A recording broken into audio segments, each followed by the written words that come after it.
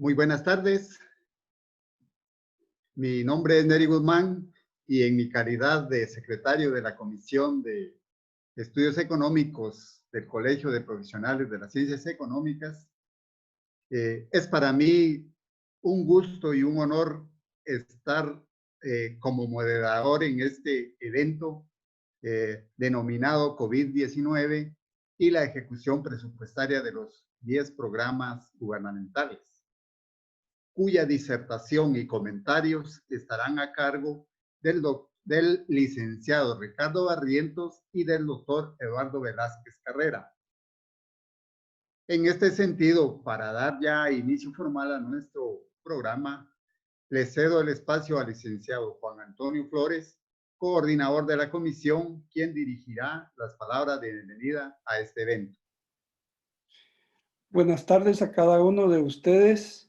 Es un placer poderlos saludar en esta tarde y en nombre de la Junta Directiva del Colegio y especialmente de la Comisión de Estudios Económicos, le damos la más cordial bienvenida a cada uno de ustedes por estar conectados en esta conferencia en la cual se desarrollará una temática coyuntural y de mucha controversia actualmente. Pero de manera especial quisiera dar la cordial bienvenida a nuestro agradecimiento a los distinguidos conferencistas, el licenciado Ricardo Barrientos y el doctor Eduardo Velázquez, quienes poseen amplios conocimientos de la temática a desarrollar esta tarde. Problemática que nos atañe a todos los guatemaltecos. Cuando menciono que es un tema controversial, es porque el gobierno está erogando miles de quetzales en publicidad para justificar la baja ejecución de los programas y por lo contrario, vemos a miles de guatemaltecos que no reciben la ayuda y que están haciendo grandes esfuerzos para su subsistencia. Entre los objetivos que persigue nuestra comisión está la de contribuir a su superación académica y profesional de todos los guatemaltecos y de los agremiados, especialmente del colegio, en temas socioeconómicos de trascendencia nacional, como el que se va a desarrollar en esta tarde, que incide en el desarrollo del país y el bienestar de los guatemaltecos. Deseando que la conferencia sea de su agrado, les reitero mi más cordial bienvenida y sin más, ¿para qué? Le dejo el tiempo al licenciado Neri Guzmán. Gracias, licenciado Flores. Para dar inicio, para continuar con este evento, vamos a indicar algunos pequeños lineamientos. En primer lugar, el licenciado Ricardo Barrientos hará su presentación y respectivas conclusiones en un espacio de 30 minutos. Posteriormente, el doctor Eduardo Velázquez emitirá sus comentarios en torno a la temática. Se tendrá también un espacio para responder 6 preguntas, las cuales deben ser enviadas a través del chat, indicando a quién de los conferencistas o expositores va dirigida la pregunta. A continuación, me voy a permitir, ya para que el licenciado Ricardo Barrientos pueda iniciar su charla, me voy a permitir hacer una pequeña reseña de la hoja de vida del licenciado Barrientos. Licenciado Ricardo Barrientos es economista senior del Instituto Centroamericano de Estudios Fiscales, ICEFI, especializado en temas de política fiscal. Fungió como viceministro de Finanzas Públicas en los años 2009-2010. Durante el periodo 94-2005 se desempeñó como director y asesor técnico en la Dirección de Análisis y Evaluación Fiscal de ese mismo ministerio. Como consultor independiente, el licenciado Barrientos ha realizado trabajos de investigación sobre política fiscal, así como evaluación y seguimiento de políticas públicas. Ha publicado también trabajos sobre política tributaria y análisis de la evasión tributaria en Guatemala. Fue consultor independiente para el grupo promotor del diálogo para el pacto fiscal y responsable de cubrir el área de tributación indirecta. El licenciado Barrientos ha cursado también estudios de doctorado en matemática en la Universidad de Barcelona, España. Tiene un certificado en tributación internacional de la Universidad de Harvard, Estados Unidos, y es matemático en el grado de licenciado por la Universidad del Valle de Guatemala. Entonces cedo la palabra al licenciado Ricardo Barrientos, agradeciéndole su presencia y colaboración hacia nuestra comisión. Muy buenas tardes a todas y todos. Por parte del ICEFI, el Instituto Centroamericano de Estudios Fiscales, nuestro agradecimiento por la invitación a la Comisión de Estudios Económicos del Colegio de Economistas, Contadores Públicos y Auditores y Administradores de Empresas. Siempre nos sentimos entre amigos y como en casa, ¿verdad? Por el tiempo, voy a proceder de una vez a la presentación. En el ICEFI estamos realizando un seguimiento quincenal a la ejecución presupuestaria, en particular con un énfasis en los 10 programas gubernamentales de asistencia para enfrentar el impacto de la pandemia. Las cifras que les estoy presentando el día de hoy están actualizadas al 15 de agosto y ya a partir del martes, a partir del miércoles de la otra semana, en nuestra página podrán ver la actualización al 31 de agosto. Bien, en mi presentación rápidamente voy a abordar 5 temas, algunos antecedentes, algunos comentarios sobre las fuentes de información sobre la ejecución presupuestaria, un vistazo a la ejecución presupuestaria y los problemas en el presupuesto del Ministerio de Salud, cuál es nuestro aporte para transparentar estos 10 programas y luego algunas recomendaciones que también voy a permitirme comentar que algunas ya llegaron al Ministerio de Finanzas Públicas y fueron atendidas. Bien, como antecedentes, tenemos 2 publicaciones. Solo me voy a limitar a hacerles notar, como esta presentación les queda, que ahí están los vínculos de internet, son de descarga gratuita. La primera la hicimos en marzo y explica los procesos y la base legal con la cual se puede modificar el presupuesto. Luego tenemos una segunda publicación que la publicamos en junio, con información al 31 de mayo, y ahí ya hacíamos una primera auditoría social de la ejecución presupuestaria de los programas y detectábamos anomalías y formulábamos algunas recomendaciones.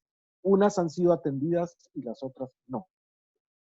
Dentro de los antecedentes destaca los decretos aprobados por el Congreso de la República entre marzo y abril de este 2020.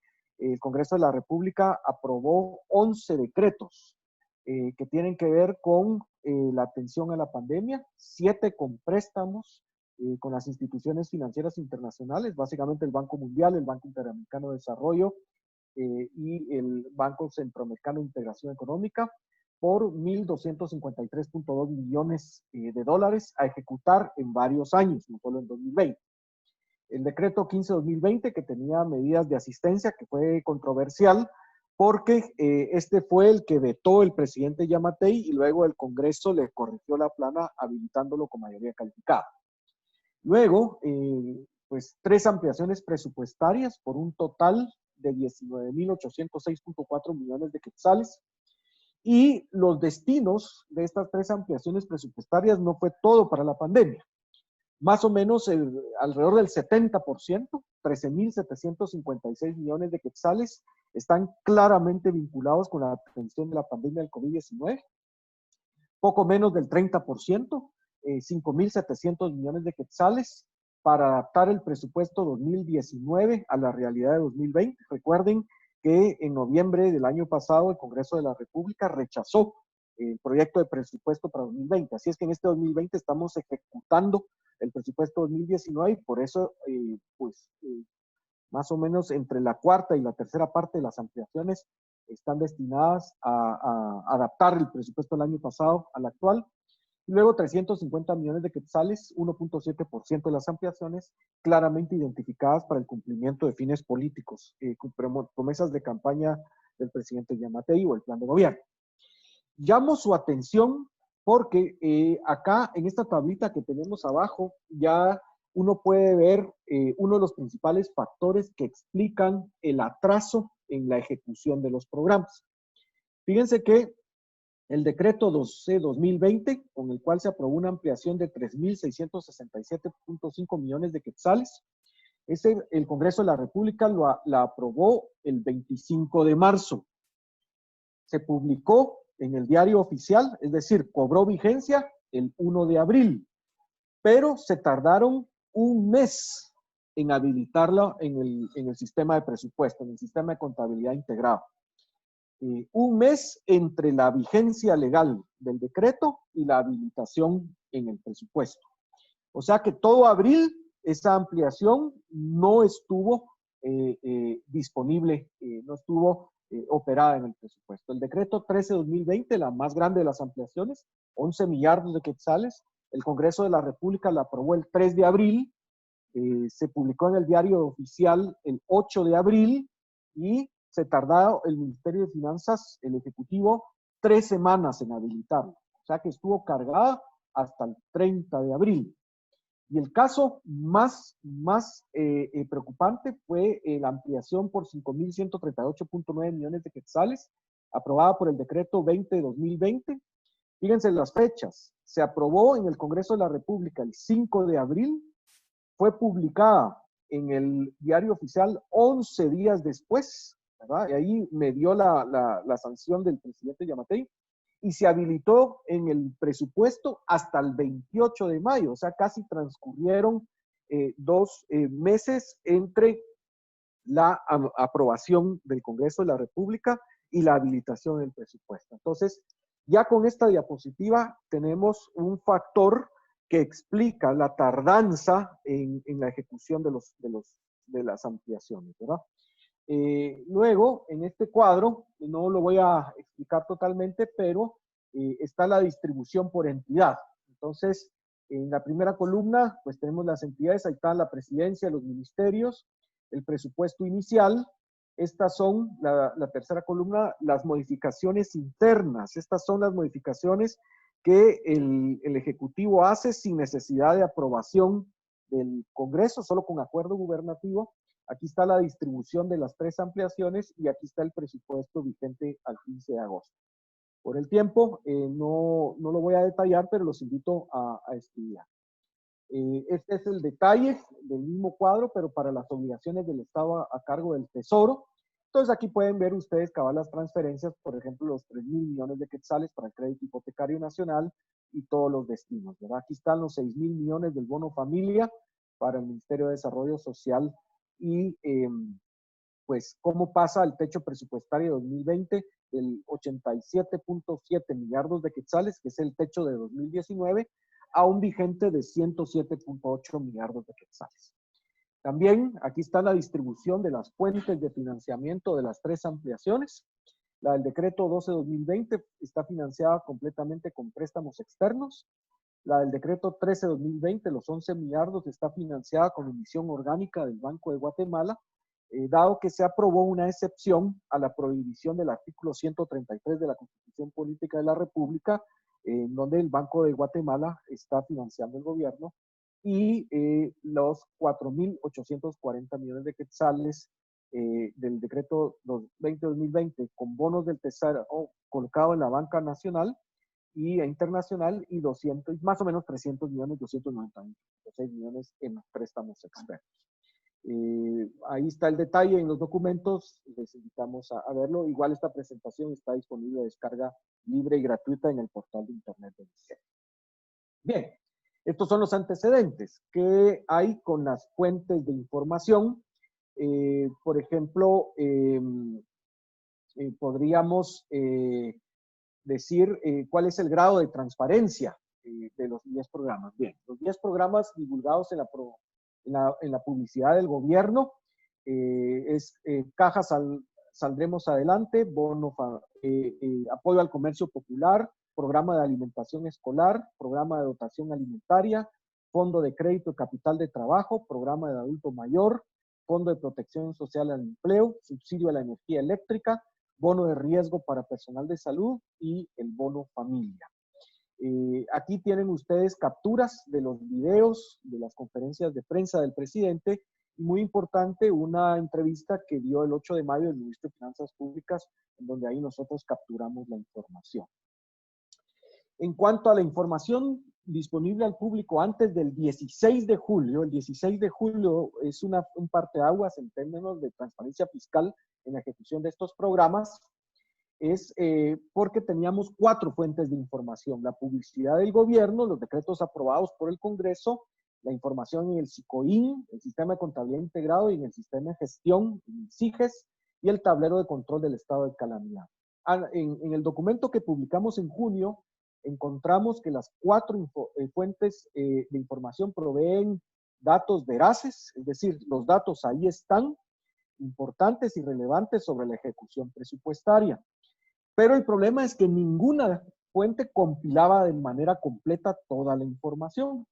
De manera que para el auditor social y por el investigador, para poder obtener la información de la ejecución de los programas, tenía que navegar, tenía que consultar las 4 fuentes porque la información se encontraba dispersa en todo esto.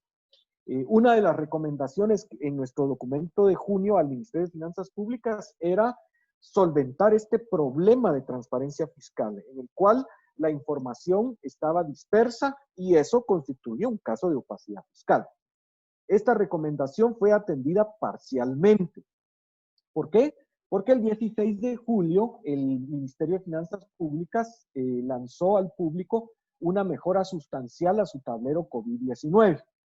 Esta es una sección específicamente dedicada al seguimiento de la ejecución financiera, y ese financiero es importante, de los programas sociales y económicos COVID-19. Ahí está la dirección donde ustedes pueden entrar, pero también si uno entra al portal de internet del Ministerio de Finanzas, www.minfin.go.gt, no es difícil encontrarlo.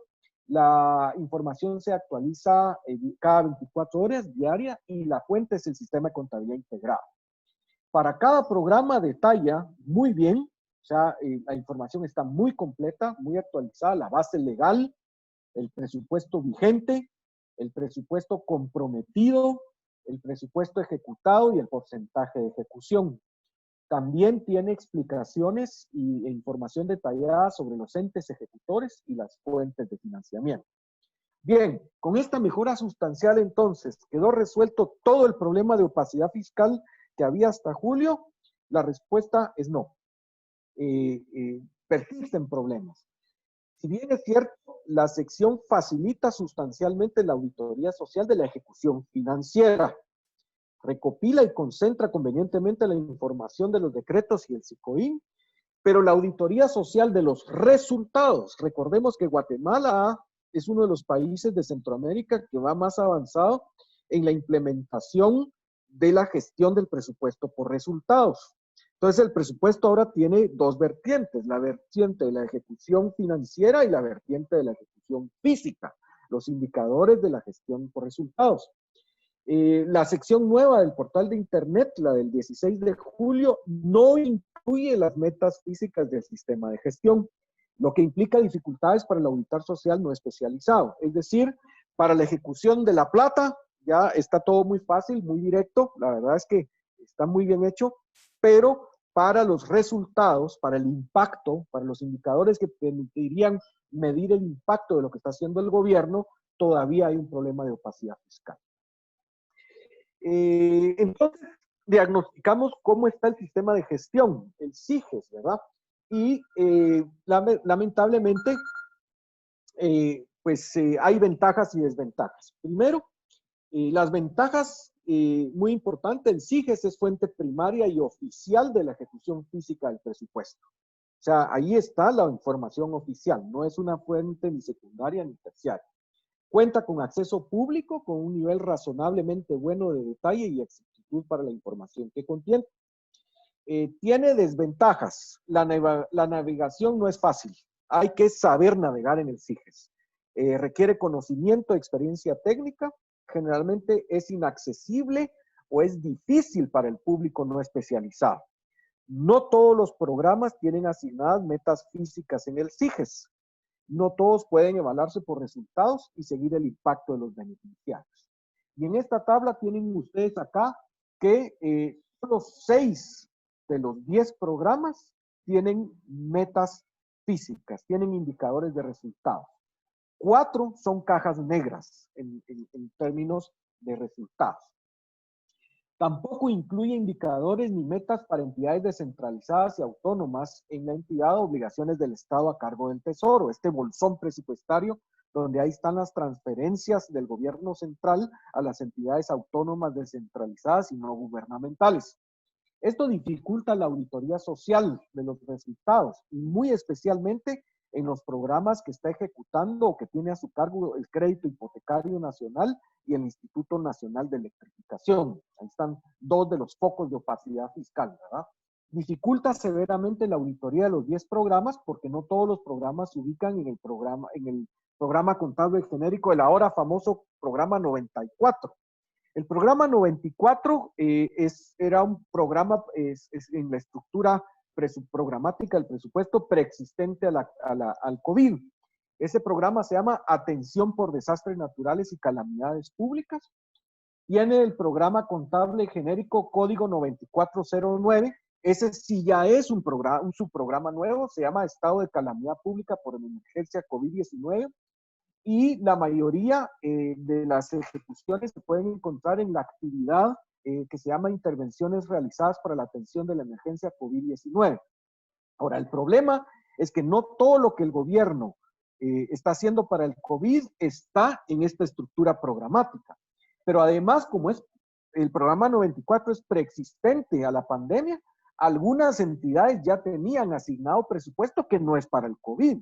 Caso del Ministerio de Comunicaciones, Infraestructura y Vivienda. Entonces tenemos otro problema de opacidad fiscal. ¿Por qué? Porque no todos los programas COVID están en el programa 94, pero además del programa 94 tiene asignaciones que no tienen nada que ver con el COVID y eso dificulta un poco las cosas. Bien, démosle un vistazo rápido a la ejecución presupuestaria con un énfasis en los programas en el presupuesto del Ministerio de Salud Pública y Asistencia Social. Y esta gráfica que tenemos acá es la carga tributaria, es decir, los ingresos tributarios netos, los efectivamente disponibles para financiar el presupuesto como porcentaje del Producto Interno Bruto. Y aquí tenemos pues el comportamiento que ya era poco halagador, la caída de la carga tributaria desde un 11.3% en 2013 a un desastroso 10.4% en 2015. Y luego el presupuesto de 2020, que está acá, tenía previsto una carga tributaria de 10.9%. Sin embargo, la última estimación con base a los datos de recaudación del final de julio es que la carga tributaria se va a desplomar al 9.8%, ¿verdad? Este es un dato que se compara, sería una caída en la carga tributaria de más de 2 décadas. Esta es más o menos la carga tributaria del final de la década de 1990. Era la carga tributaria más o menos posterior a la firma de los acuerdos de paz. Entonces, hay una caída muy, muy fuerte, ¿verdad? Y eso explica, déjenme regresar un momentito a este cuadro. ¿Por qué los programas COVID solo se financiaron con crédito público? Porque la primera gran conclusión es que nada del esfuerzo COVID está siendo financiado con ingreso corriente. Bueno, porque lo que pasa es que la carga tributaria se está desplomando, como lo está mostrando este gráfico. Y la caída en la carga tributaria en el ICEFI hemos identificado que obedece a razones legítimas y razones ilegítimas. Dentro de lo legítimo, pues bueno, tenemos una caída importante, una contracción importante en la actividad económica resultado del impacto de la pandemia. Pues ustedes lo conocen muy bien. Hoy en la mañana fue la conferencia del Banco de Guatemala y nosotros guardamos distancia de las proyecciones macroeconómicas del Banguat en cuanto a que las sentimos un tanto optimistas. Yo creo que el Banco de Guatemala no le está poniendo la debida atención a lo que el Fondo Monetario Internacional en su panorama económico mundial dijo que es la principal característica de las proyecciones, y es la incertidumbre. Creo que hay demasiado optimismo en cuanto a las proyecciones para 2021. Pero bueno, esas son razones legítimas. La contracción económica es una realidad y si nos descuidamos se puede convertir en una recesión. Como razones ilegítimas, nosotros sí estamos viendo un incremento agudo del contrabando, la defraudación aduanera, la evasión y otras formas de fraude fiscal. Y lo que pasa es que esto ya era una vergüenza nacional. ¿Por qué? Porque agudiza una deficiencia que ya traíamos antes de la crisis. Nosotros estimamos que en 2018 la evasión del IVA representó casi el 38% de la base potencial, del potencial recaudatorio de ese impuesto. Que más o menos eso casi son 16.600 millones de quetzales. La pérdida por evasión de IVA en Guatemala es superior a los 16.500 millones de quetzales o al 2.8% del PIB. Y lo que pasa es que durante los gobiernos del Partido Patriota, del expresidente Pérez Molina y durante el gobierno de Jimmy Morales, hubo una explosión de evasión del IVA. Fíjense que en 2012 la evasión del IVA era el 25.6% del potencial recaudatorio y eso se deterioró a casi el 38%. Luego, la propia SAT por primera vez el año pasado publicó estimados de evasión para el impuesto sobre la renta corporativo. Y resulta que en Guatemala las empresas solo pagan alrededor del 20% de lo que deberían pagar de impuestos sobre la renta. La evasión del impuesto sobre la renta de personas jurídicas es casi el 80%. Estamos hablando de casi 25.000 millones de quetzales en un año, equivalentes al 4,5% del PIB. Es decir, que en evasión del IVA y evasión del impuesto sobre la renta, Guatemala pierde al año alrededor de 40.000 millones de quetzales y algo por arriba entre el 5 y el 5.5% del PIB. Además, también esta caída en la carga tributaria está ya reflejando los efectos nocivos de la que se conoció como la ley ganadera, la ley de simplificación, actualización e incorporación tributaria, que el ICEFI estimó en 2020 generaría una pérdida de alrededor de 2.000 millones de quetzales, ¿verdad? En cuanto al gasto público, las cifras al 15 de agosto revelan que hay ministerios que van muy mal en su ejecución. El peor es el Ministerio de Agricultura, Ganadería y Alimentación. Hemos querido tener una conversación con el relativamente nuevo ministro, con Ángel López, porque me parece que llegó a encontrar un ministerio en una situación calamitosa. El gobierno de Yamatei le ha ido muy mal ahí en el MAGA. Apenas ha ejecutado el 26.5%. Otros ministerios con ejecución baja son el Ministerio de Economía, el Ministerio de Comunicaciones, Infraestructura y Vivienda, que bueno, también en ese caso hay un factor estacional, el Ministerio de Cultura y Deportes, las secretarías y el Ministerio de Desarrollo Social, pero en el caso del MIDES, pues es el presupuesto que más se amplió, ¿verdad? Entonces, de un promedio de 48,5%, casi llegando al 50%, pues hay ministerios que ni siquiera han ejecutado el 30%. Y como caso muy grave, vemos el Ministerio de Salud Pública y Asistencia Social, que al 15 de agosto pues llevaba un 44%, pero al analizar la estructura programática del presupuesto de este ministerio, miren el programa 94. Este tenía un presupuesto inicial de 0, se le incrementaron casi 1.650 millones de quetzales con fondos COVID, pero al 15 de agosto apenas llevaba ejecutado el 18.6%. Y lo que es peor es que previo a las ampliaciones, antes de que se habilitaran las ampliaciones, en este ministerio echaron mano de los presupuestos de los programas esenciales, de tal manera que le quitaron 20 millones de quetzales al presupuesto de infraestructura en salud, agárrense, ¿verdad? Le quitaron 377.7 millones de quetzales al programa de recuperación de salud, recortaron el programa de prevención de la mortalidad de la niñez y la desnutrición crónica, también recortaron el programa de prevención de la mortalidad materna y neonatal, el programa de prevención y control de infecciones de transmisión sexual, prevención y control de la tuberculosis en plena pandemia, y estos recortes todavía no han sido restituidos. O sea que pese a haber recibido una ampliación de casi 1.650 millones de quetzales, ni siquiera habían ejecutado el 20%, la quinta parte, al 15 de agosto, y tenían estos recortes en los programas esenciales. Bien, para ir avanzando, vamos a hacer una revista muy rápida del trabajo del IGEFI. Estas son unas fichas resumidas. En nuestro documento pueden ver las fichas detalladas. Producimos 10 fichas técnicas, una para cada uno de los 10 programas, en donde detallamos las unidades ejecutoras identificadas, la asignación presupuestaria en los decretos, los beneficiarios previstos, la ruta para ubicarlo en el sistema de contabilidad integrado, la asignación presupuesta y la ejecución al 15 de agosto y las metas físicas en el sistema de gestión y ejecución al 15 de agosto en los programas que los tienen. El primer programa es el programa Cajas Kids Saldremos Adelante.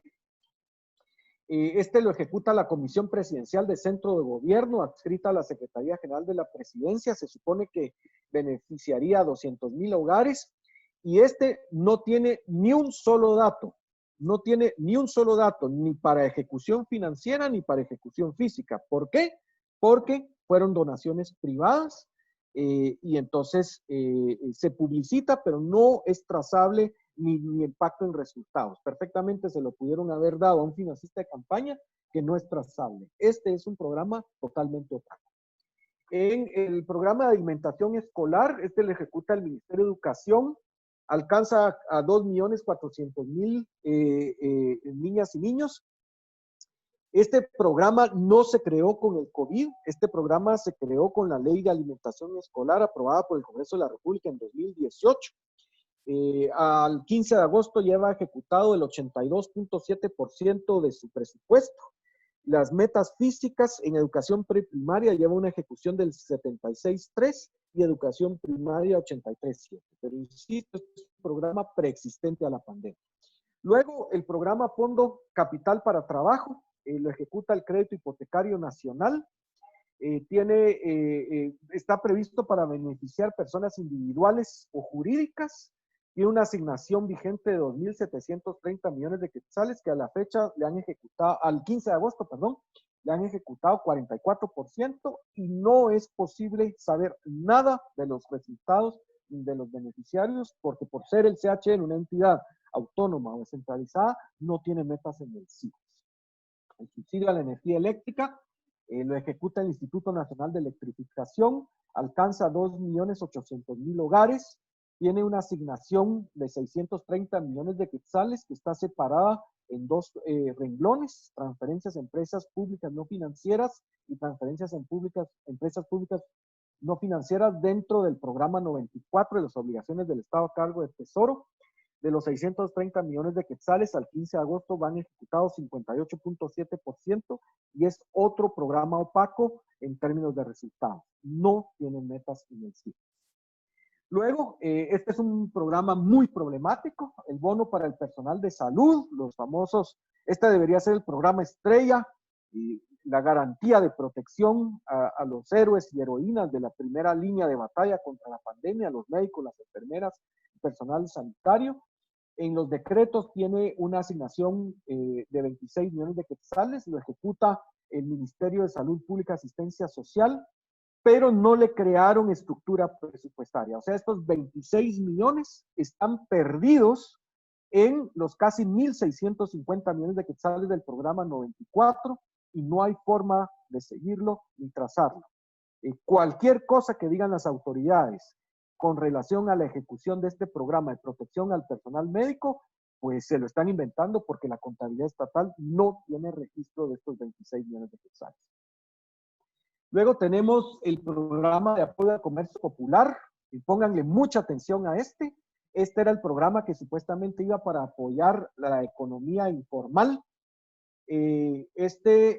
No tenía asignación en los decretos, sin embargo, se le dio una asignación de 100 millones de quetzales, lo ejecuta el Fondo de Desarrollo Social del Ministerio de Desarrollo Social, y ya ejecutaron el 100%, y dijo que ya se le entregó al 100% de beneficiarios. Pero acá nosotros tenemos dudas porque en realidad no hay un impacto en términos de los resultados. O sea, según estos datos, la economía informal ya tiene resuelto el problema económico.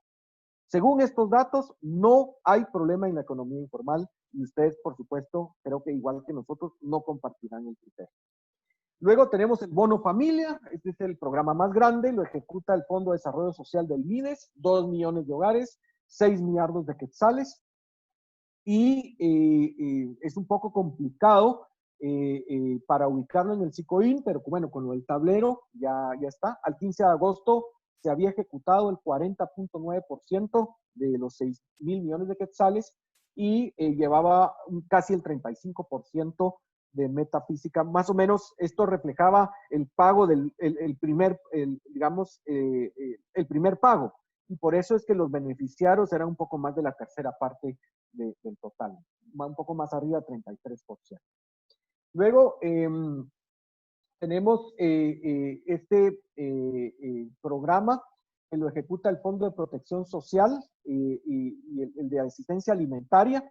Y este es un programa muy problemático. ¿Por qué? Porque supuestamente tiene que alcanzar a 3.800.000 hogares, tiene una asignación de 700 millones de quetzales, está presupuestado dentro del Ministerio de Desarrollo Social y el Ministerio de Agricultura, Ganadería y Alimentación, pero lo que pasa es que estos ministerios para ejecutar este programa suscribieron un convenio, y se me está acabando el tiempo, qué pena, suscribieron un convenio con el Programa Mundial de Alimentos, que es un programa del Sistema de Naciones Unidas. Y el problema es que como lo está ejecutando el PMA, si uno consulta los sistemas de control del gobierno, en el SICOIN tiene 0% de ejecución y en el CIGES tiene 0% de ejecución. Sin embargo, hilando fino en la contabilidad y en el tablero mejorado de COVID, resulta que el MAGA ya le trasladó al PMA 300 millones de quetzales que equivalen al 86% de la asignación presupuestaria en el MAGA.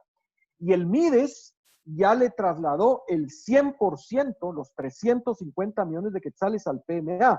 O sea, los dos ministerios ya le entregaron toda la plata al PMA prácticamente, pero no hay registro, ni un solo centavo está regularizado en la contabilidad del Estado y mucho menos sabemos qué está haciendo el PMA con esta plata. Es un mecanismo paralelo de ejecución presupuestaria. Yo le tengo mucho respeto al PMA, pero el hecho es que les han dado la plata y no podemos saber absolutamente nada de lo que el Programa Mundial de Alimentos está haciendo con estos 700 millones de quetzales. Luego tenemos el programa de adulto mayor, este era 50 millones de quetzales, esta es una ampliación a la asignación anual que ya tenía, de este se ha ejecutado solo el 9.4% porque primero tenían que ejecutar la asignación original y la metafísica es la misma. Y para el último, el bono de protección al empleo, este lo tiene a cargo el Ministerio de Economía, que tenía que coordinar con el Crédito Hipotecario Nacional y con el Ministerio de Trabajo y Previsión Social para su ejecución. Este es la ayuda a las MIPYMES, ¿verdad?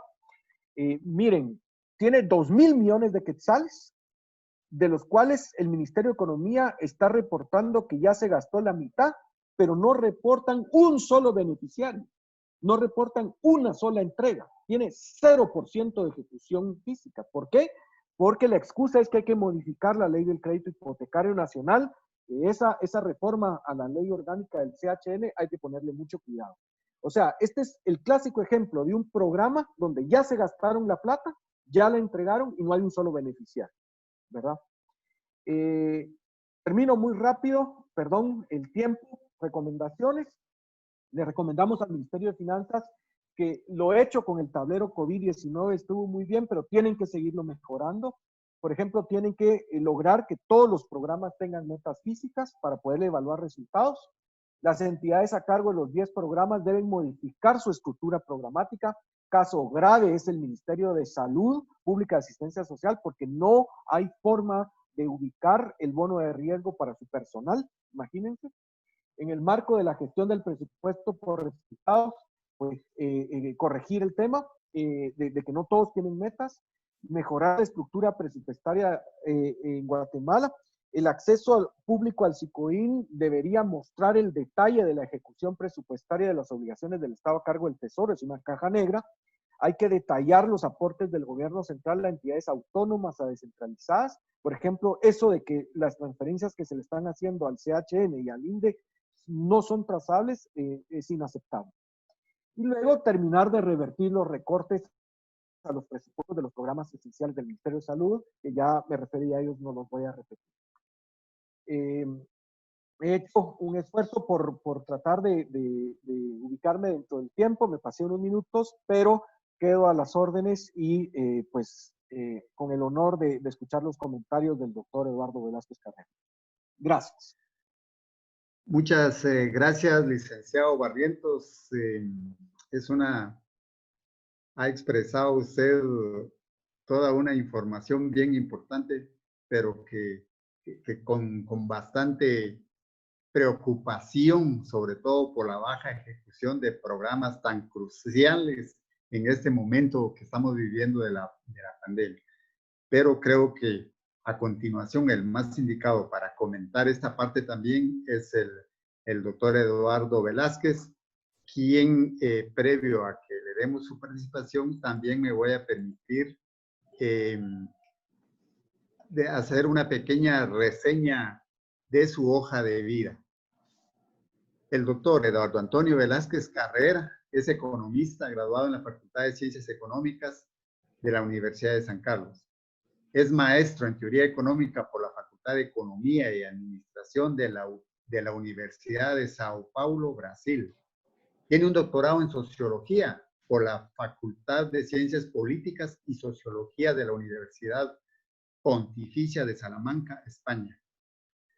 Durante su trayectoria y ejercicio profesional se ha desempeñado como profesor e investigador universitario.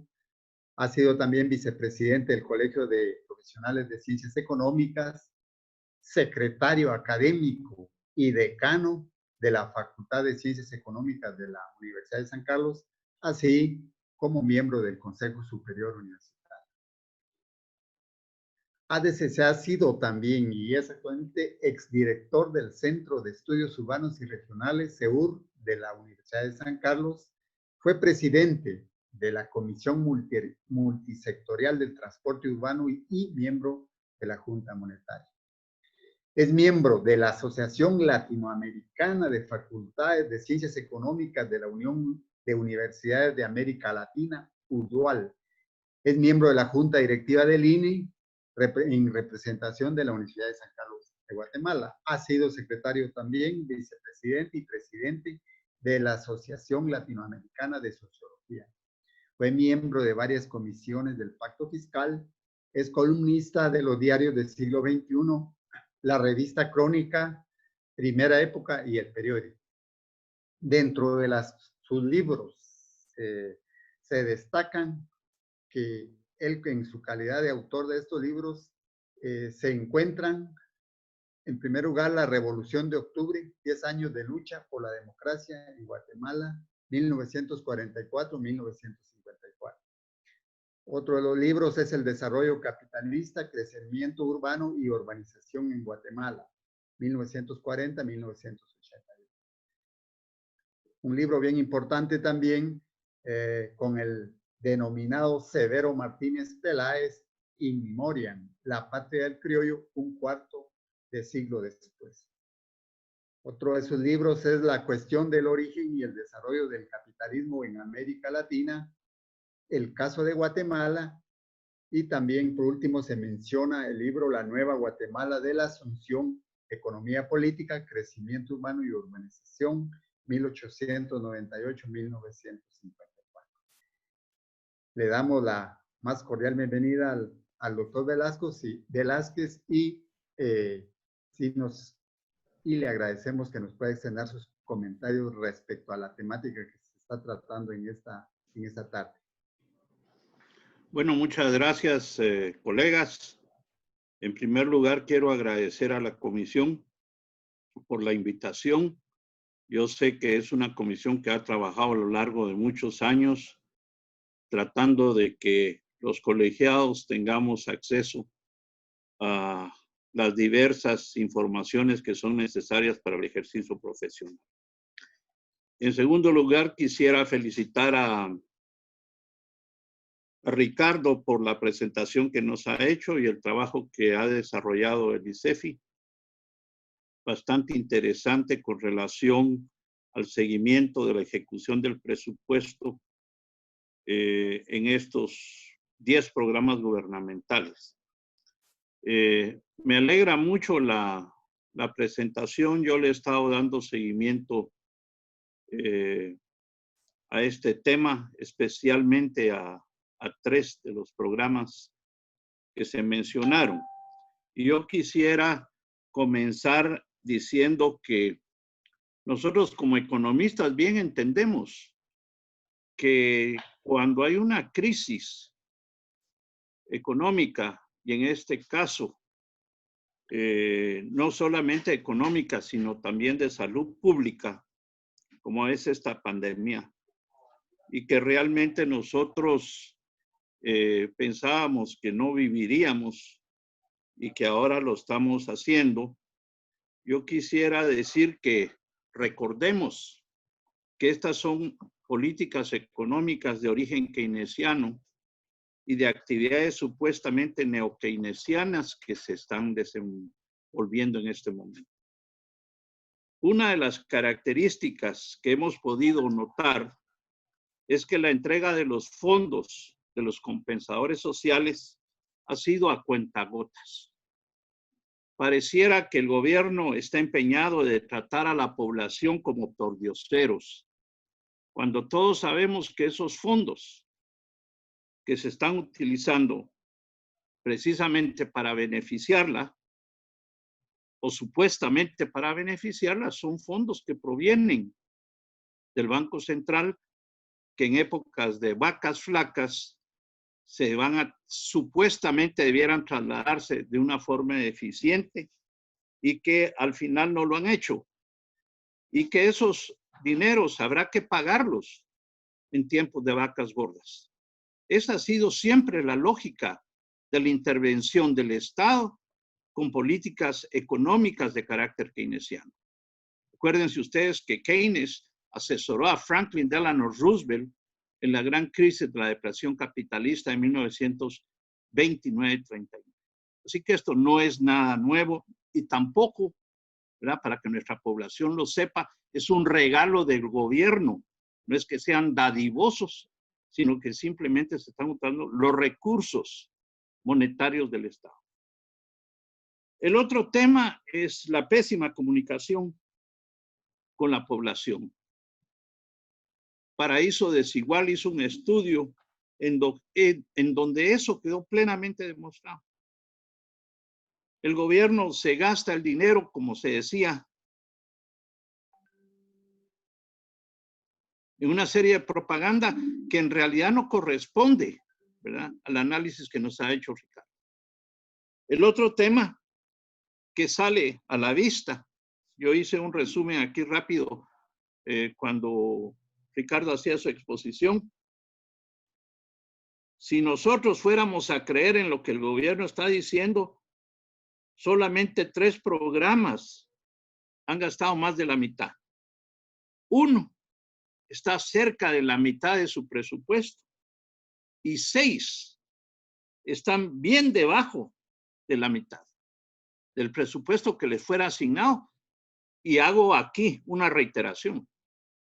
Fíjense lo grave que esto representa, precisamente cuando estamos en una emergencia de carácter internacional.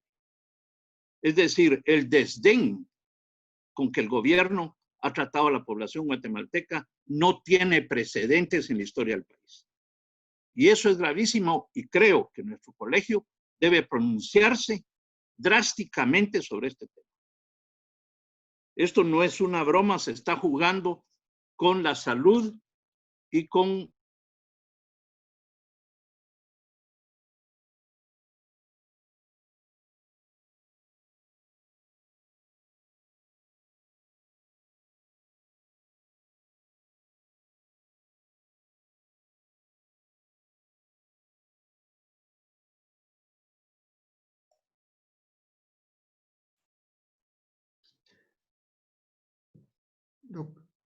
Doctor Velázquez, disculpe, parece que bloqueó su micrófono. Ahí estamos bien. Ahí sí, correcto, correcto, gracias. Bueno, decía que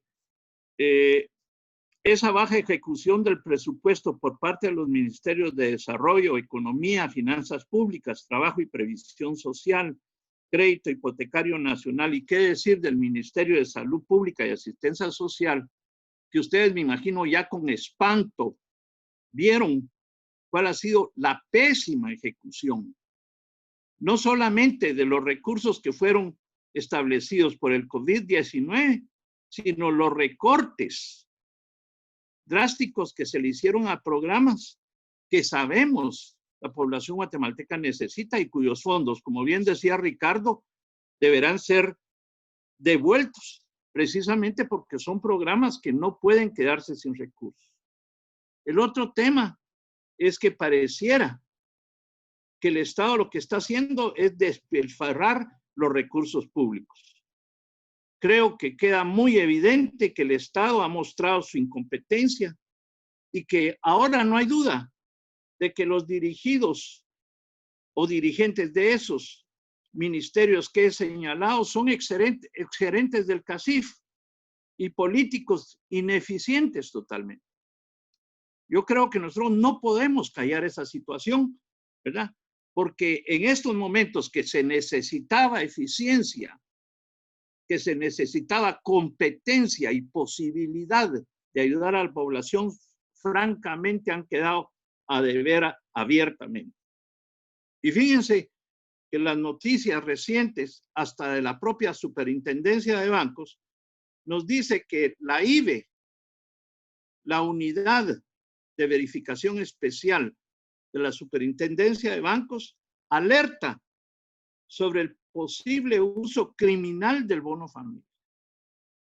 Imagínense ustedes, ya se parecen estos gobernantes a Estrada Cabrera, que simplemente cuando se dio la caída de la ciudad de Guatemala en 1917, 1918, y que vino la influencia española posteriormente, simplemente no se le dio la gana entregarle los recursos que venían de donaciones del exterior. Yo quiero también alertar a todos los colegas y a la población en general, es que el ministro de Finanzas Públicas ha dicho que es muy probable que el subsidio al transporte sea financiado con los recursos del bono familia. Ese es el colmo. Eso es totalmente inaudito. Imagínense que se le está trasladando a la población necesitada supuestamente 1,000 quetzales por mes durante 3 meses. Después de que jinatearon el dinero durante 3 meses, ahí están los datos en la Superintendencia de Bancos de dónde depositaron esos 11,000 millones de quetzales. Entonces, lo que estoy diciendo yo es precisamente que ni siquiera el tercer bono va a ser de 1,000 quetzales, sino le van a reducir, ¿verdad? Por lo menos 300 millones de quetzales para el pago del bono que se le quiere trasladar supuestamente a las familias para que paguen el subsidio al transporte urbano. Ya escuchamos todos que los autobuseros quieren cobrar 10 quetzales por el pasaje. Imagínense eso en tiempos de crisis económica y crisis de salud pública, la total insensibilidad de las municipalidades y del propio gobierno. Y han publicitado que han estado 36 días de retraso con el pago del segundo pago del bono familia. La realidad es que solo anuncian que sí, ya lo empezaron a pagar, y vemos con mucha tristeza que las familias no acaban de recibir ese dinero. Felicitar el trabajo hecho por el ICEFI. Creo que el Colegio de Economistas, los tanques de pensamiento, los centros de investigación de la Universidad de San Carlos y de otras universidades privadas, debemos estar alertas en realidad con relación a cuál va a ser el plan de la reactivación económica en serio. Esto está en manos de gente incompetente que no ha estudiado ni tiene conocimiento en realidad de cómo funciona el Estado. Y en un momento de crisis hay que alertar de que no solamente puede significar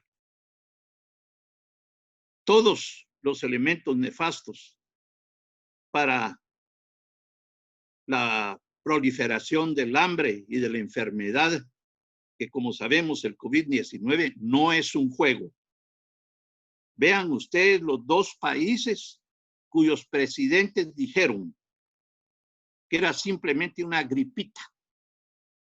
Estados Unidos, con el señor Trump, tiene en estos momentos 170,000 muertos. Y el caso del Brasil, con el capitán Bolsonaro, tienen ya 130,000 muertos. Y ustedes saben, con recursos mucho superiores a los que Guatemala pueda tener. De tal manera que, estimados colegas, yo los llamo a la reflexión y que estemos pendientes de cuáles van a ser los planes de reactivación económica y que el Colegio de Economistas haga escuchar su voz ante esta situación caótica que estamos viviendo. Muchas gracias. Muchas gracias, doctor Eduardo Velázquez. Para iniciar ya con la etapa de las preguntas, previo a ello, solo quiero indicarle a todos los profesionales que nos están sintonizando, que están presentes, que están escuchando esta conferencia, que en unos momentos se va a estar publicando el link donde se pueden inscribir para los que estén interesados en obtener su diploma. Pero sí es bien importante que se inscriban en el formulario que se va a mencionar en unos momentos. Una de las primeras interrogantes, y para darle el espacio ahorita al licenciado Ricardo Barrientos, es que en algunos espacios hemos escuchado que el ICEFI propone que se amplíe el bono familia hasta el 2021. No sé si nos podría explicar el licenciado Barrientos cuál es ese objetivo y cómo se continuaría financiando este programa. Sí, con mucho gusto. Efectivamente, el ICEFI propuso eso y yo a las personas que estén interesadas les invitaría a leer el documento de la propuesta. Está colgado en nuestra página de internet y con mucho gusto, o si alguien pues quisiera que se lo enviáramos directamente, también lo podemos hacer, ¿verdad? El documento está titulado Reactivar la economía protegiendo a las personas. Y el propósito de este documento, y ustedes, insisto, lo podrán ver, es que hicimos algunos cálculos usando matrices de insumo producto, usando modelos de equilibrio general, y bueno, una serie de herramientas técnicas para evaluar cuál sería el impacto económico de tener en 2021 una versión ampliada y mejorada del bono familia. Ustedes pueden ver la presentación, pero les voy a dar algunos datos, ¿verdad? La idea es un ingreso garantizado de 574 quetzales con 50 centavos mensuales. Digamos, ese fue el resultado de los cálculos para los hogares en condiciones de pobreza extrema y no extrema. Esto alcanzaría aproximadamente a 1.744.644 hogares, que son más o menos 9.7 millones de personas. El costo estimado del programa es de 12 millardos de quetzales, equivalentes al 1.9% del PIB, y los beneficiarios estarían 60.6% ubicados en el área rural, 57.4% son personas que se identifican como indígenas y 45.9% serían niños, niñas y adolescentes. O sea que el impacto, digamos, en términos sociales, demográficos, en términos de desigualdad, es importante. No, digamos, desde la perspectiva operativa, pues nosotros caracterizamos cuál debería ser el padrón único de beneficiarios de este nuevo programa y algunas características de su impacto económico. Un bono familia con estas características podría generar más de 138,000 empleos formales en 2021. Estaría generando mejoras estimadas en el consumo de los hogares, especialmente en los rubros de bienes diversos, enseñanza y ocio, transporte, salud, mobiliario y alimentos y bebidas. Esos serían los principales rubros, ¿verdad? También lograría rescatar de la pobreza a 947,000 personas, incluyendo los que no estaban en situación de pobreza y con la pandemia cayeron, y también los que estaban en situación de pobreza y cayeron en situación de pobreza extrema, ¿verdad? También hemos visto que tendría una mejora sensible en el coeficiente de Gini, con un impacto de mejora en desigualdad. En cuanto a las fuentes de financiamiento, nosotros identificamos 10 medidas de carácter tributario que pudieran en el corto y mediano plazos generar recursos más que suficientes para financiar esto. Podría ser duplicar el impuesto sobre circulación de vehículos, ¿verdad? Como una transferencia de quienes tenemos el privilegio de movernos en vehículo particular a quienes no lo hacen. Aplicar el impuesto al valor agregado a servicios digitales, duplicar los impuestos a las bebidas, a los alimentos de alto contenido calórico y de todos aquellos alimentos que tienen un impacto en incrementar la prevalencia de enfermedades como la diabetes, que ponen a las personas en mayor vulnerabilidad ante el COVID-19, corregir las estimaciones de la SAT, considerar un aumento de precios internacionales de combustibles, ahí hay también recursos adicionales a lo presupuestado, fortalecer la fiscalización con factura electrónica, combatir el flujo ilícito de capitales, eliminar las deducciones innecesarias en el impuesto sobre la renta, eliminar escudos fiscales y gastos tributarios, privilegios fiscales no justificados y aumentar la tasa marginal del impuesto sobre la renta a las rentas superiores, algo que algunos de los multimillonarios del mundo incluso ya han pedido. Estas 10 medidas tendrían en un mediano plazo un impacto equivalente a 14,656,4 millones de quetzales, equivalentes al 2.5% del PIB. En tanto, estas medidas tributarias pudieran implementarse, ya me refería a los altos niveles de evasión, ¿verdad? Esto requiere tiempo. Podrían considerarse recursos de crédito público, especialmente préstamos en términos concesionales, volver a considerar una nueva excepción al artículo 103 constitucional y luego evaluar la posibilidad de usar ese exceso de reservas internacionales que tiene el Banco de Guatemala, que ya digamos, hemos excedido, casi que triplicamos o cuadruplicamos el estándar de 3 meses de importaciones que establece el Fondo Monetario Internacional. Esto es un pasón muy superficial de la propuesta. Les invito a leer y a criticar, por supuesto. Es un documento para el debate de toda la propuesta, pero sí es cierto y está ahí el documento y lo puedo compartir si gustan.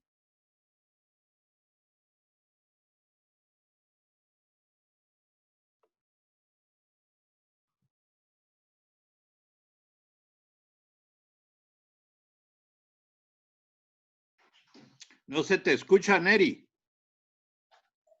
Sí, muchas Neri. gracias, licenciado Barrientos. La siguiente pregunta es para el doctor Eduardo Velázquez, que nos enviaron acá, es relacionado con, y hacen unos breves comentarios que es importante, dice, y necesaria la protección social, sobre todo de la población vulnerable. Y en torno a esto, ¿qué opina de las iniciativas que se están tratando actualmente respecto a reglamentar el trabajo a tiempo parcial y el incremento de incentivos fiscales? Bueno, yo lo que quisiera recordar es que realmente esta crisis, se puede imaginar ustedes, no solamente es una crisis guatemalteca, sino es una crisis global. Y eso naturalmente le brinda ciertas características que hay que tomar en cuenta. Yo pienso que la propuesta, por ejemplo, del ICEFI tiene varios elementos importantes y se refiere básicamente al bono familia, ¿verdad? Que tendría que estar focalizado precisamente a lo que nuestra colega que nos pregunta hace con relación a proteger a los más vulnerables, ¿verdad? Todos sabemos que quienes están en la franja de la pobreza en general o de la indigencia, pues fácilmente en el país puede ser el 60% de la población. En consecuencia, pues a ellos hay que ayudarlos. Pongo un ejemplo. Fíjense que el programa de gobierno para la ayuda al adulto mayor tiene 50 millones de quetzales. Han ejecutado 9. Imagínense que estamos hablando de las personas que no tienen ningún programa de jubilación. Entonces, ustedes saben que nosotros como profesionales, en la mayoría de los casos, pues gozamos hasta de 2 programas de jubilación. Mientras que estos adultos mayores, pues no tienen un solo centavo. Y ustedes saben que el adulto mayor necesita esa ayuda. Lo mismo que las madres solteras, los mismos que los niños desnutridos. Y precisamente en eso estoy yo de acuerdo con la propuesta del ICEFI, es que de los que más tenemos tiene que salir los recursos para financiar precisamente a esas personas que no tienen esa posibilidad. Naturalmente que tenemos que ver que esos programas en realidad le lleguen a la población, que es precisamente lo que no está pasando en estos momentos. Y entonces, esas son las grandes dudas que surgen. Pero creo que nosotros como un gremio informado, sabido de los problemas que tiene nuestro país, debemos realmente jugar nuestro papel como profesionales y exigirle al gobierno que no solamente implemente los programas, sino que los ejecute debidamente.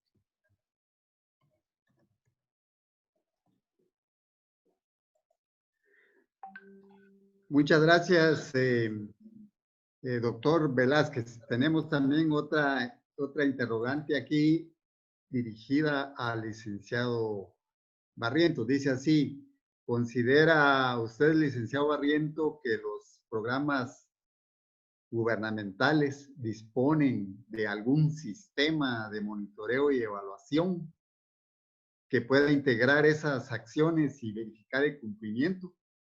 Y si existe o no existe, ¿qué institución sería la indicada para que tenga o implemente este sistema?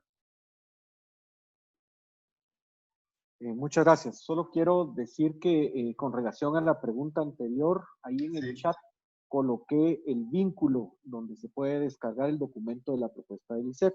Es de descarga libre y lo invito a leer. Para esta pregunta, efectivamente, bueno, primero hay que reconocer que en las prisas de una emergencia, pues los diseños de seguimiento y evaluación a veces se dejan de último, pero bueno, ya han pasado los meses y mi primera respuesta es que imagínense que solo 6 de los 4 programas tienen metas físicas en el CIGES, ¿verdad? Y eso que si ustedes revisan cuáles son los indicadores de ejecución física que hay en el CIGES, son indicadores muy sencillos. Son contadores de beneficiarios, cuántos niños, cuántas personas. Entonces, la precariedad en términos de evaluación de impacto es tremenda, ¿verdad? Si nos vamos a lo que dice la Constitución, la ley del organismo ejecutivo sería la CEGEPLAN, la Secretaría de Planificación y Programación de la Presidencia, la que tiene el mandato legal de evaluar. Pero no sé si ustedes le han dado una vuelta últimamente por la CEGEPLAN y a la pobre entidad lo que mejor le aplica es el dicho popular de que está en tacos de cucaracha, ¿verdad? Es la cenicienta después del Ministerio de Salud del Ejecutivo y también entonces tocaría responsabilidades a los ministerios ejecutores de cada uno de los programas, ¿verdad?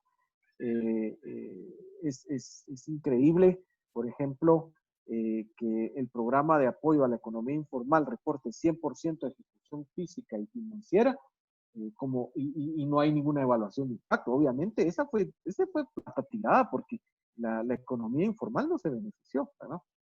Y por último, en la propuesta del ICEFI van a encontrar también que la idea es impulsar una versión mejorada de Bono Familia para 2021, pero depurando los demás programas, ¿verdad? Entonces, los programas que definitivamente carecen de indicadores de resultados, que no se les puede evaluar o que claramente no tuvieron resultados, cerrarlos y hacer una optimización de los recursos, ¿verdad? Gracias.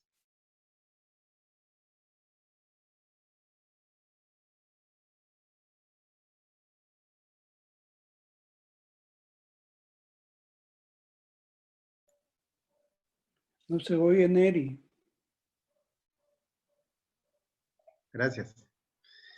De alguna manera ya se ha expresado respecto al impacto que podría tener estos programas, si es que lo va a tener en la economía guatemalteca. Y precisamente es otra pregunta para el doctor Velázquez relacionado con precisamente cuál sería el impacto en la economía guatemalteca de la implementación de estos programas de apoyo económico. Bueno, muchas gracias al colega por su pregunta. Miren, en una época de crisis como la que estamos viviendo, lo que se sufre por parte de los factores económicos y de los grandes agregados macroeconómicos es que lo que existe en realidad en este momento es una gran caída de la demanda efectiva.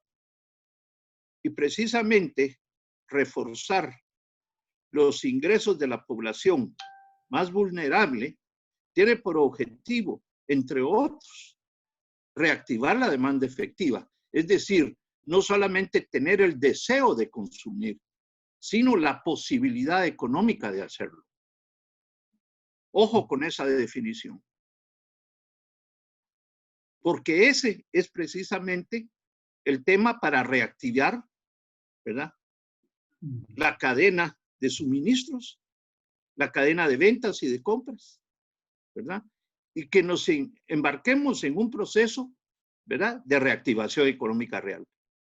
Y eso solamente estoy hablando a nivel de la demanda, porque al final recuérdense ustedes que la crisis económica en realidad lo que afecta es la confianza del sector privado, porque el Estado en estos momentos es quien tiene que hacer las inversiones porque el sector privado no las va a hacer, se retrae. Y ustedes saben que dentro de una economía capitalista, si no se aumenta la inversión, sea privada o pública, no existe un efecto multiplicador que ejerza un impacto en el crecimiento en el ingreso. Y si no crece el ingreso por una parte y por otra el Producto Interno Bruto, pues evidentemente no tenemos la reactivación deseada.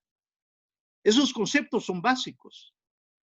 Y eso es precisamente lo que tenemos que tener en mente en este momento. Recuérdense que nuestra economía tiene la característica fatal de que un 30% estamos vinculados con el sector formal de la economía. Es decir, tenemos todos, por lo menos, ¿verdad?, acceso no solamente a ingresos, sino también a prestaciones laborales. El 70% de la población que está en economía informal no lo tiene. Y es precisamente ese uno de los resortes que debe impulsar el gobierno a través de la inversión pública. Y como dije anteriormente, lo que se precisa es precisamente hacer inversiones ahora estatales cuando las vacas están flacas. Precisamente porque el Estado, cuando esa reactivación se dé, tendremos tiempos de vacas gordas, deseablemente, y en consecuencia se podrá resarcir al Estado de los fondos que utilicen en estos momentos. Muchas gracias, doctor Velázquez. Para el licenciado Ricardo Barrientos, también aquí hay una interrogante. De alguna forma ya lo ha expresado que hace falta la fiscalización, pero aquí se pregunta que ante la ausencia de una verdadera fiscalización de la ejecución de los programas gubernamentales, ¿será necesaria una auditoría social? ¿Y qué papel está jugando en este momento la Contraloría General de Cuentas? Absolutamente. De hecho, si ustedes leen los documentos que están en la sección de antecedentes de mi presentación, el objetivo principal de esas notas de coyuntura que publicó el Instituto, el ICEFI, era proveer insumos técnicos para la auditoría social, ¿verdad? O sea, el ICEFI ha estado trabajando para robustecer las capacidades técnicas del auditor social no especializado en temas fiscales. Por supuesto, esto lo hemos estado haciendo porque creemos que la auditoría social es crucial en este momento. Primero, porque todos, como ciudadanos y ciudadanas, estamos obligados a exigirle al gobierno rendición de cuentas, transparencia, ¿verdad? A ver, más que la Contraloría General de Cuentas, recuérdense que está aquello que la Contraloría tiene un mandato más ex post, ¿verdad? Lo que uno vuelve a levantar la voz, y este es un tema añejo, ya, pero no por gastado deja de ser vigente, es ¿dónde diablos están las unidades de auditoría interna? Porque en todo caso, en un mundo súper simplificado, la unidad de auditoría interna es la que tiene la inspección ex ante y la Contraloría General de Cuentas tiene la inspección ex post y externa a la entidad. Entonces, ciertamente tocaría interpelar al funcionario responsable de la unidad de auditoría interna del Ministerio de Economía. ¿Cómo es posible que en el Fondo de Capital de Trabajo ya se gastaron la mitad de la plata y tienen 0% de ejecución física? O vámonos al MIDES y al MAGA, ¿cómo es posible que ya le dieron casi la totalidad de los recursos al Programa Mundial de Alimentos y todo en calidad de anticipo? O sea que este programa, miren, tomemos uno de los proyectos más corruptos que podamos encontrar en la unidad de conservación vial, en el COVIAL, y hagámosle un estudio en qué consistió la corrupción de ese proyecto de infraestructura vial en COVIAL. Y lo que vamos a encontrar un poco usando lo que ya el doctor Velázquez decía, es que la corrupción se daba en un jineteo a todo galope de los anticipos. Se le daba un anticipo al contratista y el contratista lo mantenía bailando y luego venían con una ampliación del contrato, ¿verdad? Pues bueno, lo que el MAGA y el MIDES en el programa de alimentación escolar es que le dieron casi la totalidad del presupuesto del programa en calidad de anticipo, o sea, eso está en una cuenta contable, ¿verdad? Al PMA, cero regulación contable, cero registro de avance físico, pero como es el PMA, perdonen, pero en el PMA puede haber corrupción también, ¿verdad? Entonces, yo lo que diría es que el blanco de la auditoría social, por supuesto que tienen que ser las unidades ejecutoras ya identificadas de los 10 programas, pero pongamos en jaque y en tela de duda qué es lo que la directora del PMA está haciendo con 700 millones de quetzales. Porque también había una denuncia que con esta plata el PMA y que el propio ministro de Agricultura, el licenciado José Ángel López, rechazó un contingente de frijol que el PMA iba a distribuir. ¿Por qué? Porque era frijol podrido, lleno de gorgojo, ¿verdad? Y eso que es un programa de Naciones Unidas. Entonces, y eso se supo por el tema de auditoría social. Ya el doctor Velázquez también, el estudio que realizó Paraíso Desigual, el estudio que acaba de publicar Diálogos, los informes de sociedad civil es lo que hay ahorita. No hay ni un solo informe de una auditoría concurrente de la Contraloría y mucho menos informes de las unidades de auditoría interna de las instituciones. Solo en sociedad civil estamos ejerciendo algún grado de control, porque ni siquiera en el Congreso. En el Congreso han estado más preocupados frenando los goles del estado de calamidad, esa reforma a la ley de contrataciones del Estado que le quieren liberar todas las operaciones a los alcaldes. O sea, ¿cómo son esas compras directas de 300 millones de quetzales? Por favor. Y luego, pues el tema de las cortes. Entonces, el Congreso tampoco está auditando o está supervisando al Ejecutivo en el programa. Alrededor de 5 informes técnicamente robustos por parte de sociedad civil. Este es el valor de la auditoría social ahorita. Es lo único que hay. Excelente. Muchas gracias, licenciado Ricardo Barrientos. Ahora le vamos a ceder la palabra al doctor Eduardo Velázquez, siempre relacionado con el tema que estamos tratando. Y la pregunta es que si considera que se hace necesario continuar con un estado de calamidad pública para que se pueda tener una buena y efectiva ejecución de los 10 programas gubernamentales. Bueno, hasta donde yo entiendo, cuando existe un estado de calamidad, es cuando el Estado puede, digamos, hacer prohibiciones a derechos constitucionales, precisamente por la calamidad existente. Por ejemplo, entiendo que si no existe un estado de calamidad, por ejemplo, el presidente de la República no podría decir, miren, yo mando a cerrar los centros comerciales porque hemos tenido una explosión de la contaminación y contagio de la población. Eso no lo podría hacer, por ejemplo. Ni tampoco restringir, digamos, la movilidad entre departamentos, municipios, etcétera. Eso entiendo no lo pudiera hacer si no existe el estado de calamidad. El problema que tenemos es que ese estado de calamidad, ¿verdad?, nos da óbice para que nosotros pensemos y que empecemos a constatar que lo que ha servido es simple y llanamente para desarrollar una serie de corruptelas de las cuales los ciudadanos guatemaltecos ya estamos cansados, estamos hartos de eso. Entonces, creo yo que es un cuchillo de doble filo cuando tenemos, no sé quién pueda creer que las estadísticas de salud con relación a la enfermedad sean en realidad veraces.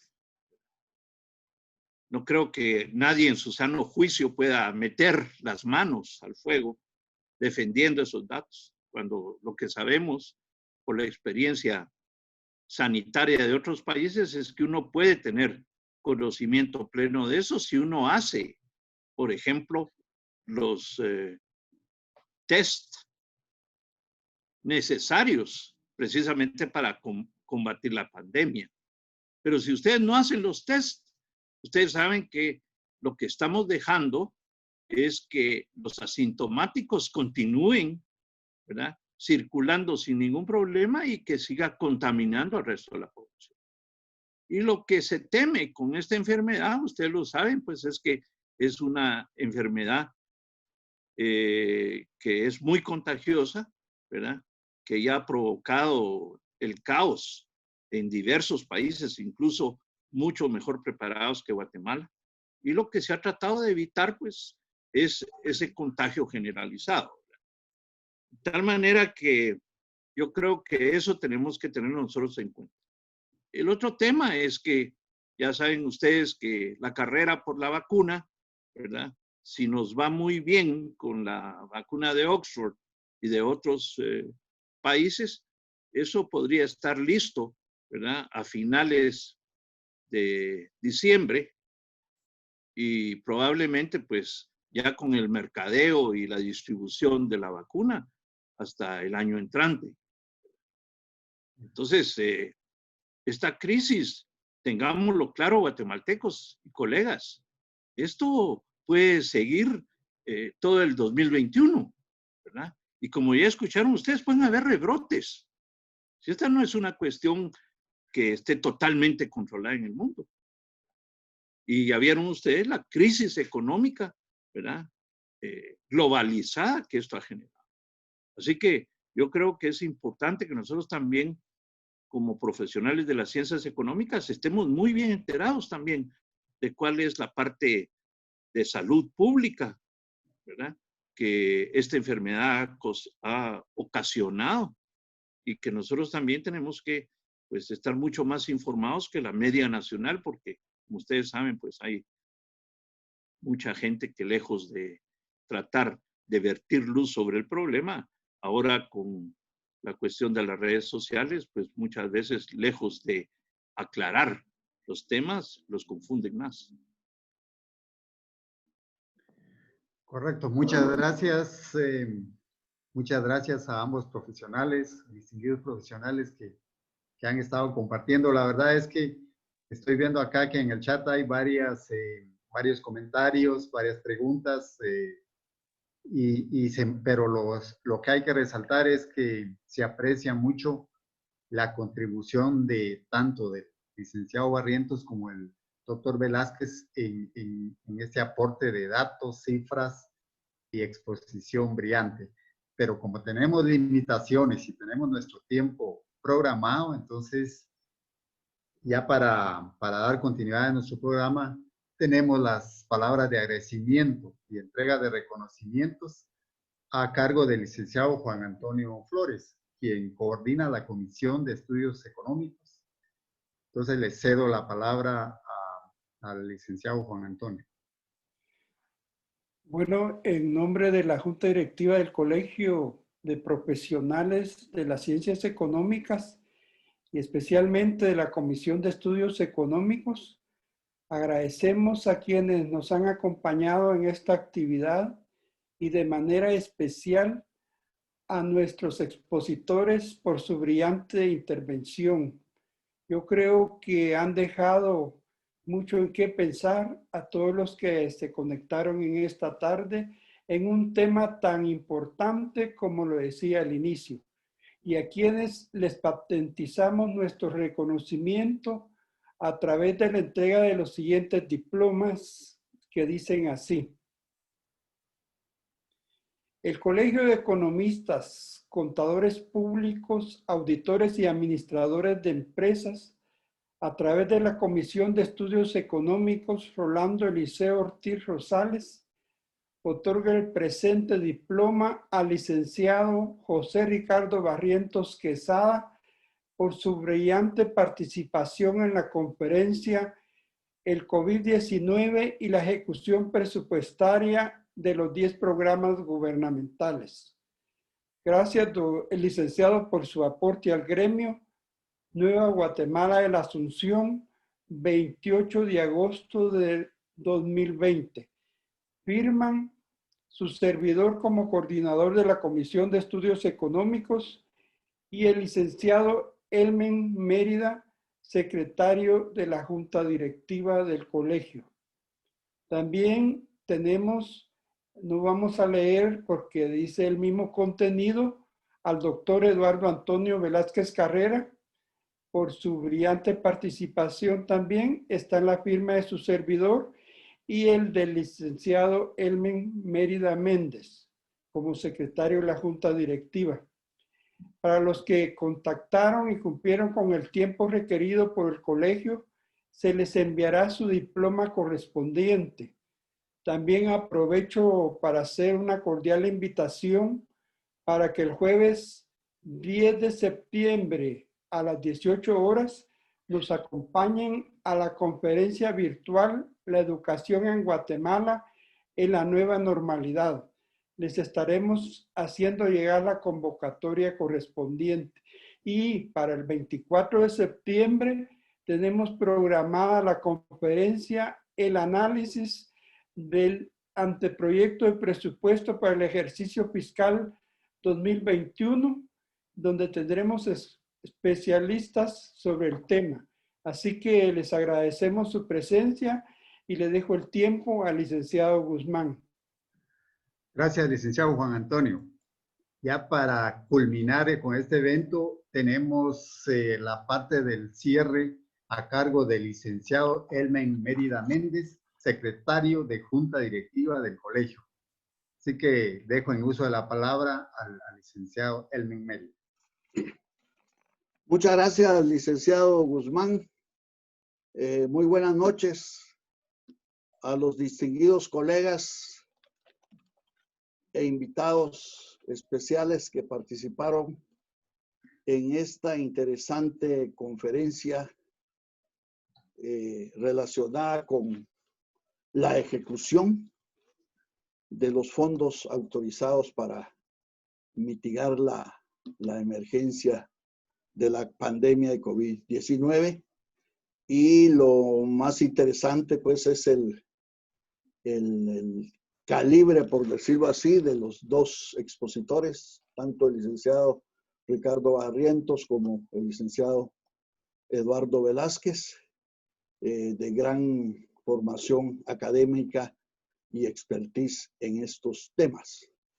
Queremos agradecer su participación, felicitar nuevamente a la Comisión de Asuntos Económicos del Colegio de Ciencias Económicas por esa dinámica que siempre ha mantenido para realizar este tipo de eventos. Y también a todos los participantes, gracias por su afluencia, por su conexión en este evento, que creemos que va a dejar algunos nuevos conocimientos objetivos, con objetividad principalmente, no con una posición clientelar o de gobierno, sino que posiciones independientes de acuerdo a lo que ha estado pasando en estos 5 o 6 meses que la crisis nos ha afectado. En nombre de la Junta Directiva del Colegio, les deseamos una feliz noche, un feliz descanso y siempre estamos invitándolos a los eventos que tanto esta comisión tiene programado para el mes de septiembre y octubre, así como las diferentes comisiones del Colegio de Economistas, Contadores y Auditores Públicos y Administradores de Empresas. Así es de que muchas gracias y que pasen feliz noche. Buenas noches a todos, a los señores expositores, a la audiencia. Fue un gusto y un enorme placer haberlos tenido en esta conferencia. Buenas noches a todos. Gracias a todos. Buenas noches. Buenas noches.